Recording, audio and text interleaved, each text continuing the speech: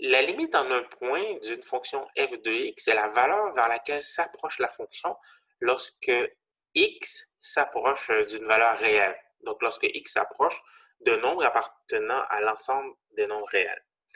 Nous allons évaluer la limite de la fonction f de x définie par partie de la façon suivante. Donc, f de x est égal à 2x moins 1 lorsque x est plus petit ou égal à moins 1. Et f de x est égal à 2 moins x lorsque x est plus grand que moins 1. Donc, la représentation graphique de la fonction f de x est la suivante.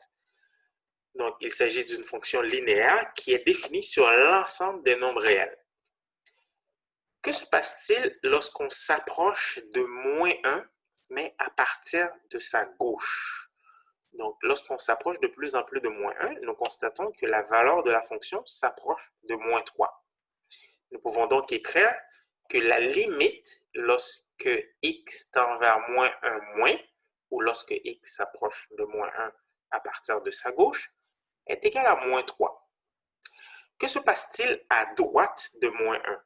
Lorsqu'on s'approche de moins 1, mais à partir de sa droite, nous pouvons constater que la valeur de la fonction s'approche de 3.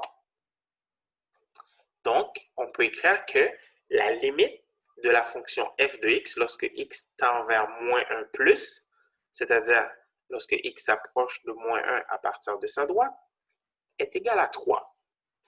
Étant donné que la limite à gauche est égale à moins 3 et que la limite à droite est égale à 3, donc différent de moins 3, nous pouvons dire que la limite de cette fonction n'existe pas.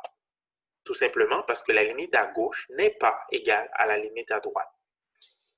Le symbole mathématique qu'on peut utiliser pour n'existe pas est la suivante. Donc, la limite de cette fonction lorsque x s'approche de moins 1 ou lorsque x tend vers moins 1 n'existe pas. Tout simplement parce que la limite à gauche n'est pas égale à la limite à droite.